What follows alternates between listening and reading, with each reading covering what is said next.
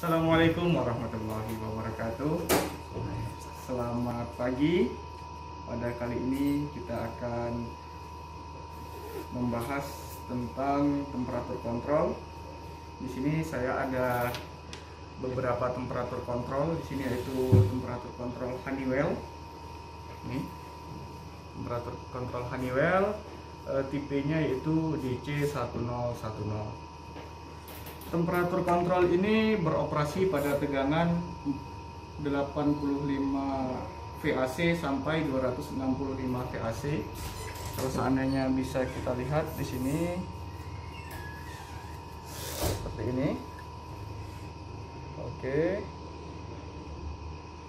Dan di sini juga terdapat konfigurasi untuk kontak-kontak pin yang ada di belakangnya sini.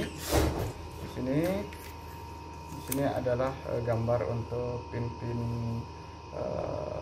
kontaknya untuk penggunaan input, output, dan alarmnya. Ini tampilan display depannya. Untuk mencoba kali ini kita prepare dulu, kita siapkan apa-apa saja yang akan dibutuhkan. Kita nanti akan melakukan konfigurasi pada temperatur kontrol ini. Jadi di sini ada dua layar display utama. Yang bagian atas ini adalah PV atau proses variabelnya, dan di sini ada SP set point. Jadi di dalam sini sudah terdapat kontrol PID. Temperatur kontrol ini akan selalu mengatur temperatur ini PV supaya mendekati dengan set pointnya. Dan di sini juga terdapat 4 buah tombol.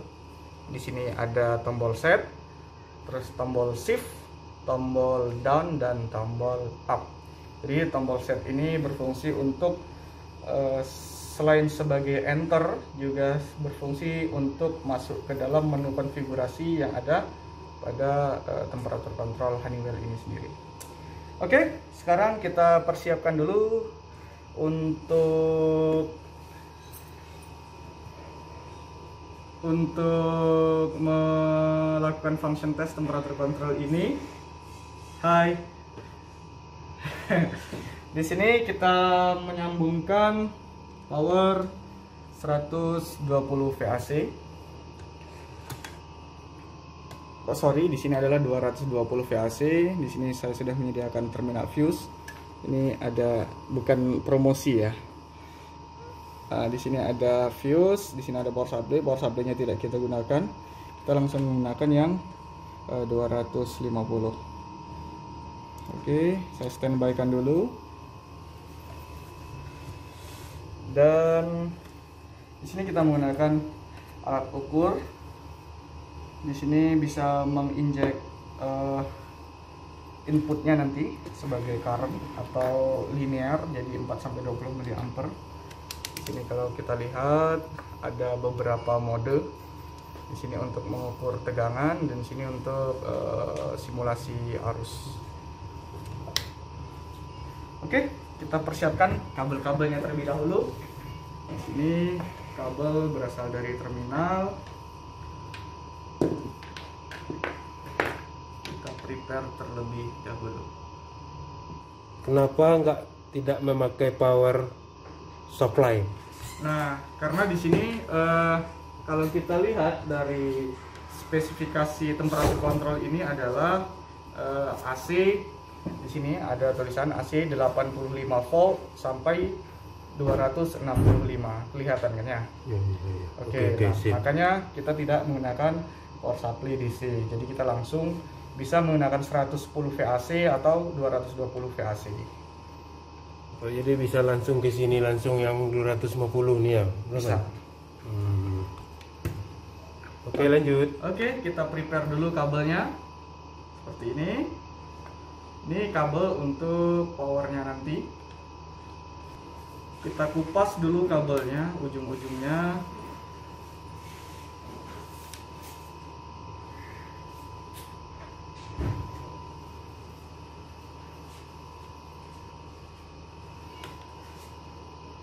Di sini kita menggunakan skun skun Y atau skun garpu. Jadi di sini kalau kita melihat technical specification-nya, nanti kita menggunakan skun garpu yang ukuran 1,5 mm. Ini. Jadi nanti dipasang untuk power di sana. Jadi kita pasang terlebih dahulu. Kita gunakan crimpingnya.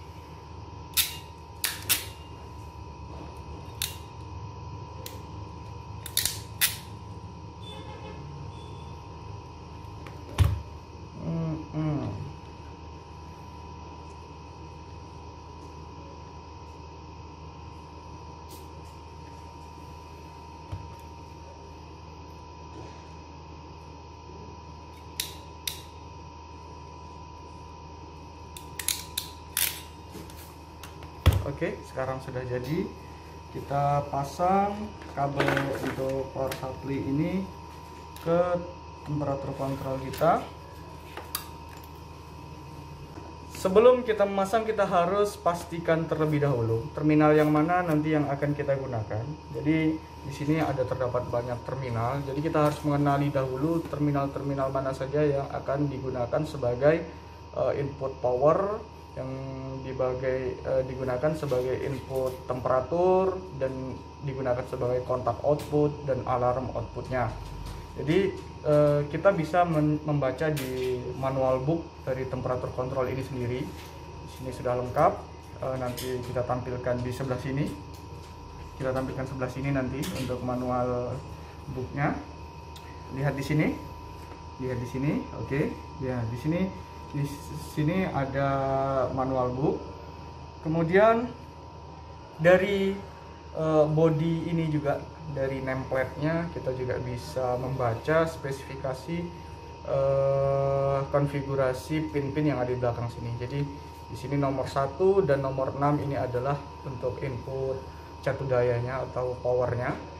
L di nomor 1 dan N di nomor 6. Kemudian nomor 2 dengan 3, nomor 2 dengan 3 sebagai alarm 1, ini output. Dan untuk terminal nomor 4 dengan nomor 5 ini bisa 3 mode output. Jadi di sini modenya bisa sebagai kontak, bisa sebagai tegangan, dan outputnya bisa sebagai linear atau arus 4-20 mA. Jadi di sini akan meneruskan kembali output dari inputnya. Kemudian kontak nomor 11 dan 12 ini tidak digunakan, kosong, kelihatan. Kemudian kontak nomor 13-14 yang ini digunakan sebagai alarm 2. Dan untuk inputnya itu yaitu nomor 7, 8, 9, 10. Dan kita akan menggunakan inputnya yang linear, yaitu kita menggunakan input nomor 7 dan 10 nantinya. Oke, kita pasang dulu untuk kabel power supply-nya. Oke, lanjut. Kita pasang power supply tadi terminal nomor 1. Terminal nomor 1 dan nomor 7. Sorry, bukan nomor 7. Nomor 6. Karena nanti kalau kita salah pasang bisa hangus nanti. Bisa terjadi kerusakan. Nah, bisa jadi gosong lah ya Pak ya. Betul. Jadi kita tetap harus mengutamakan keselamatan dalam bekerja, karena di sini kita bekerja dengan listrik. Kita tidak bisa melihat listrik itu seperti apa bentuknya. Jadi kita sebagai antisipasi harus menggunakan sarung tangan agar kita tidak tersengat arus listrik. Dan kita tidak boleh menggunakan sarung tangan sembarangan. Kita harus menggunakan sarung tangan listrik. Seperti ini. Ini kita gunakan terlebih dahulu biar aman. Nah, sarung tangan listrik itu permukaan ininya ada karetnya. Jadi ini tidak menghantarkan listrik. Jadi seandainya kita menyentuhnya tidak tersengat arus listrik. Kalau sarung tangan biasa itu lebih seperti yang di belakangnya sini, nggak ada lapisan karetnya. Jadi cuman kain aja. Jadi kemungkinan untuk tersengat itu lebih besar. Oke, sekarang kita sudah menggunakan sarung listrik. Sekarang kita akan memasang fuse yang ada di sini. Nah, di sini fuse untuk power ini akan kita pasang. Sebelum kita pasang, kita harus pastikan mengukur tegangannya terlebih dahulu. Sini kita menggunakan alat ukur tegangan. Jangan sampai salah. Kita ukur, kita pastikan tegangannya tidak melebihi atau kurang. Karena kalau seandainya tegangannya itu berlebih, itu akan dapat menyebabkan kerusakan pada temperatur kontrol. Apabila tegangannya kurang, temperatur kontrol kita nggak bekerja. Oke, kita ukur. Oke, di sini tegangannya yaitu sebesar 233 volt. Artinya masih masuk ke dalam rentang tegangan yang dibutuhkan pada temperatur kontrol. Sekarang kita pasang fuse-nya atau skringnya satu persatu seperti ini. Oke, setelah kita pasang fuse, oke, sekarang ini sudah ada arus listriknya di sini, dan kita lihat di sini temperatur kontrolnya sudah aktif. Kelihatan ya? Kelihatan. Nah, temperatur kontrol sudah aktif. Di sini di bagian PV, di sini ada kode error. Ini artinya under rank di sini. N1. Ini artinya under rank atau inputnya terlalu kecil sehingga dia tidak bisa membaca antara lower rank dengan upper ranknya. Terus di sini ada set point. Set point di sini 150 di set. Jadi temperatur kontrol ini akan berusaha keras bagaimana memberikan feedback kepada sebuah device agar mencapai 150 Fahrenheit. Jadi di sini satuannya kita menggunakan adalah Fahrenheit. Oke, setelah itu kita akan memasang probe sebagai inputan. Kita lakukan simulasi menggunakan current injector. Jadi kita pasang probe-nya dulu. Di sini untuk linear kita menggunakan probe linear, yaitu di terminal 7 dan terminal 10. Nah, di sini terminal 7 dan terminal 10 itu adalah arus. Oke, kita pasang terlebih dahulu probe-nya. Kita persiapkan. Di sini ada probe seperti ini. Seperti ini. Kelihatan ini di terminal 7 dan ini di terminal 10. Jadi ini plus, ini minusnya. Setelah itu kita pasang probe-nya ini ke terminal alat ukur. Jadi sini nanti akan memberikan arus. Di sini akan memberikan arus 4 sampai 20 mA. Jadi kita pasang pada terminal ini. Source output di sini. Output 4 sampai 20, 0 sampai 20 mA. Jadi di sini kita pilih yang source. Di sini terminal positifnya, ini terminal negatifnya. Kita pasang seperti ini. Oke. Kemudian kita nyalakan, kita arahkan selektornya ini ke miliampere output, karena kita akan menggunakan output miliampere seperti ini. Seperti itu. Akan terbaca di sini 4,00 mA atau 0%. Ini adalah output linear. Oke, dan setelah itu kita akan bisa melihat di sini sudah hilang N1. Jadi ini sudah menjadi 31,6. Dan di sini ada AL1, ada AL2, ada dan seterusnya. Jadi untuk mengubah nilai ini kita tinggal mengubah nilai yang ada pada alat ukurnya ini. Nah, coba kita akan mengubah nilainya. Coba diubah ke 25%. Kita sini. Oke, sip. Oke, 25%. Dan sekarang PV-nya berubah menjadi 142,9. Coba kita ubah naikkan ke 50%. 500. Enggak 50,0% ya. Nah, sekarang temperatur PV-nya menjadi 254,4. Coba naikkan lagi ke 75. 75,0. Oke, temperaturnya menjadi 300. 366,1. Coba berikutnya. 100 manol. Oke, 100% sekarang 400. yaitu terbaca 477,9. Atau 20 mA. Atau di sini outputnya yaitu 20 mA. Coba kembalikan ke 0 lagi.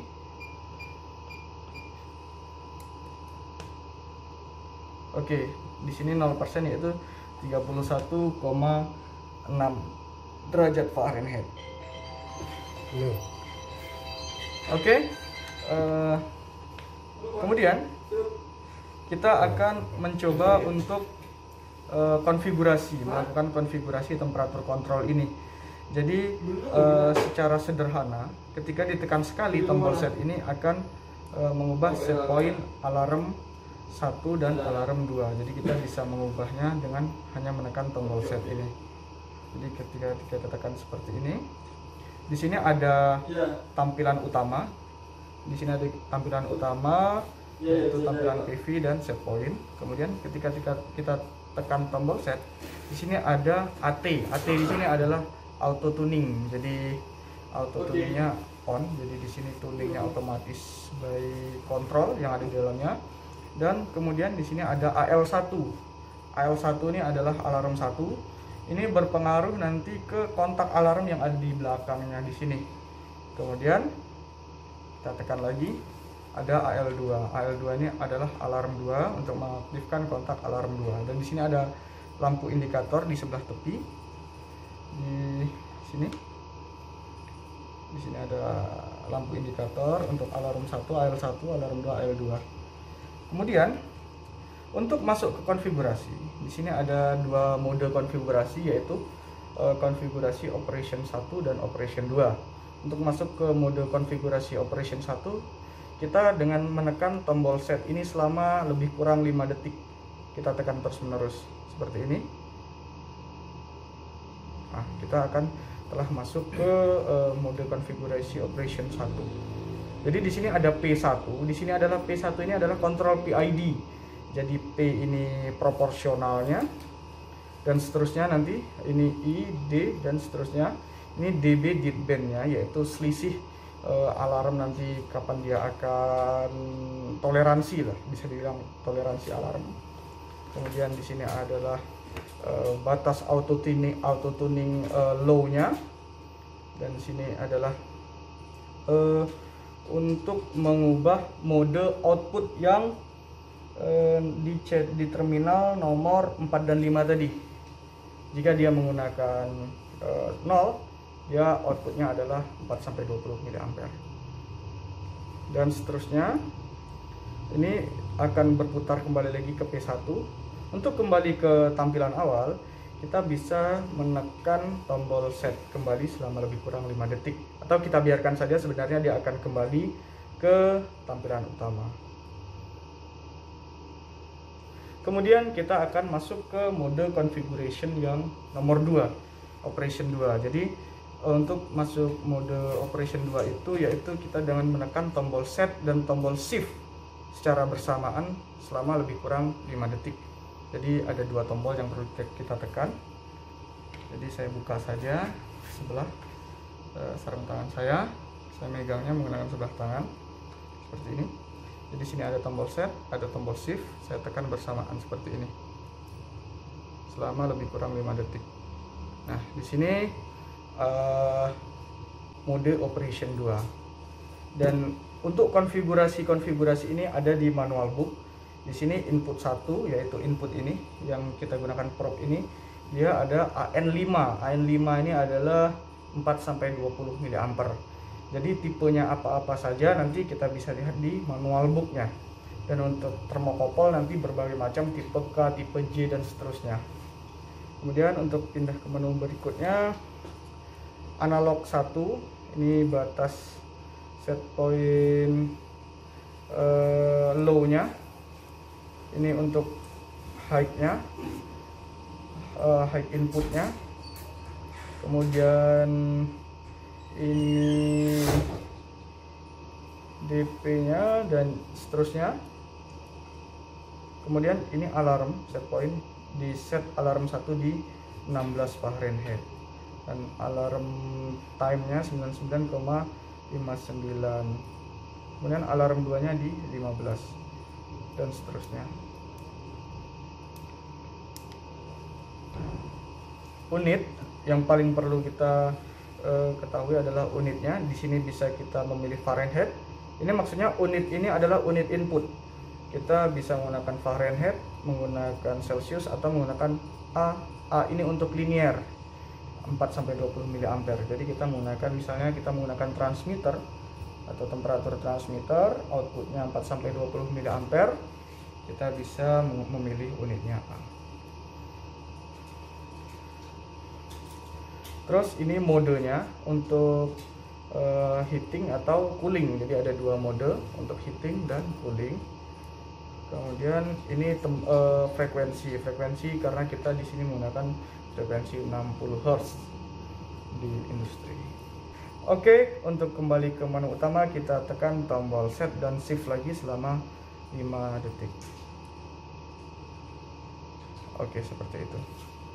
Oke, saya rasa cukup sekian untuk video kita kali ini. Lebih dan kurangnya saya mohon maaf. Assalamualaikum warahmatullahi wabarakatuh.